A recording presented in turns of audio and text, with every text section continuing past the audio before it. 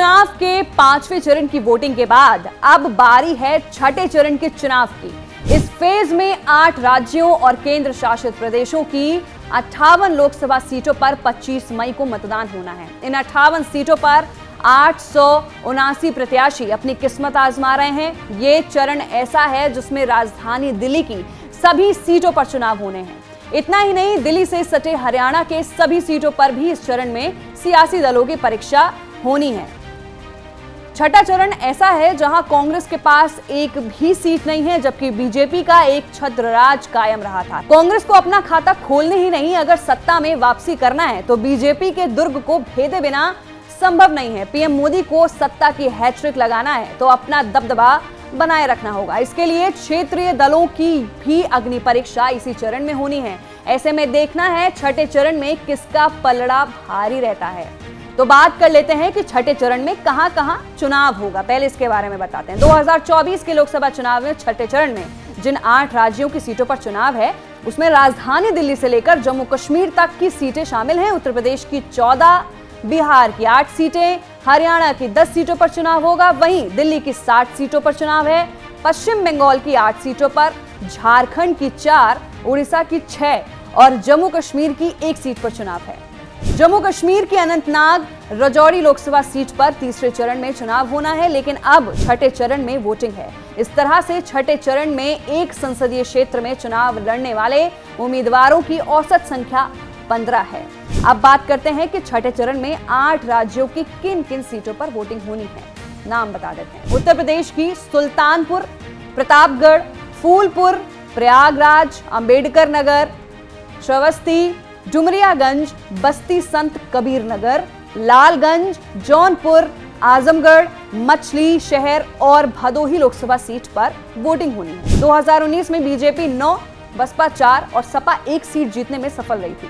पिछले चुनाव में सपा और बसपा मिलकर लड़ी थी। वहीं बात कर लेते हैं बिहार में। बिहार की 8 लोकसभा सीटों पर छठे चरण में चुनाव है, जिसमें वाल्मीकि नगर, पश्चिम चंपारण, पूर्वी चंपारण, शिवहर वैशाली, गोपालगंज, महाराजगंज और सिवान सीट शामिल है। बात कर लेते हैं झारखंड राज्य की। झारखंड की 4 लोकसभा सीटों पर वोटिंग होगी। पहली है गिरिडीह, धनबाद, रांची और जमशेदपुर सीट शामिल है। पश्चिम बंगाल की बात करते हैं तो पश्चिम बंगाल में 8 सीटों पर वोटिंग होनी है। बंगाल की तमलुक, काठी, घाटल, झारग्राम, मेदिनीपुर, पुरलिया, बंकुरा और विष्णुपुर सीट पर 25 मई को वोटिंग होनी है। अब बात करते हैं उड़ीसा की। उड़ीसा में 6 लोकसभा सीटों पर वोटिंग होगी। पहली है, उसमें संबलपुर, केंझोर, ढेनकनाल, कटक, पुरी और भुवनेश्वर लोकसभा सीट शामिल है। दिल्ली की सभी 7 लोकसभा सीटों पर चुनाव होने हैं।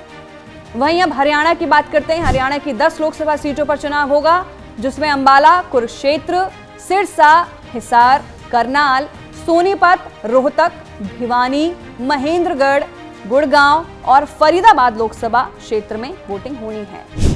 अब हम आपको बताएंगे कि कौन से राज्य में कुल कितने प्रत्याशी मैदान में हैं। बिहार में 86, हरियाणा में 223, जम्मू और कश्मीर में 20, झारखंड में 93 उम्मीदवार, दिल्ली में 162 उम्मीदवार मैदान में हैं। वहीं उड़ीसा में 64 उम्मीदवार हैं। उत्तर प्रदेश में 162 उम्मीदवार मैदान में हैं। वहीं पश्चिम बंगाल में 79 उम्मीदवार मैदान में। छठे चरण में किसका पलड़ा भारी है, यह सबसे बड़ा सवाल है। पिछले चुनाव में बीजेपी का दबदबा था। 2019 के लोकसभा चुनाव में इन 58 संसदीय सीटों में से बीजेपी 40 सीटें जीतने में कामयाब रही थी। वहीं बसपा 4 सीटें जीती थी तो टीएमसी 3, बीजेडी 4, जेडीयू 3 सीटें, एलजेपी 1, अजासू 1 और नेशनल कांग्रेस भी 1 सीट जीतने में सफल रही थी। इसके अलावा सपा 1 सीट जीतने में सफल रही थी। कांग्रेस, आम आदमी पार्टी, आरजेडी जैसे दल अपना खाता तक नहीं खोल सके थे। बीजेपी ने हरियाणा और दिल्ली में